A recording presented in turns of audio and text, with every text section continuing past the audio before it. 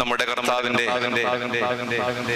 തിരുജനന പെരുന്നാളിന്റെ ശുശ്രൂഷയുടെ വളരെ പ്രസക്തമായിരിക്കുന്ന ഭാഗത്തേക്ക് നാം പ്രവേശിക്കുകയാണ്.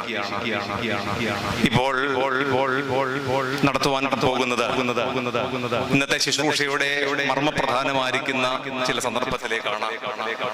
അത് ആരംഭിക്കുന്നത് ദേവാലയം ചുറ്റിയുള്ള പ്രദക്ഷിണത്തോടു കൂടെയാണ്.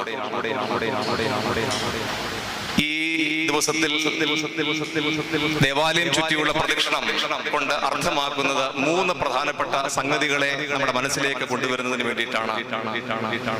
പ്രത്യേകിച്ച് സുവിശേഷകനായിരിക്കുന്ന ലൂക്കോസ് എവൻഗേലിയോസ്തൻ അതിന്റെ പ്രസക്തമായിരിക്കുന്ന ഭാഗത്തെ സംബന്ധിച്ച് അവിടെ രേഖപ്പെടുത്തിയിട്ടുണ്ട്.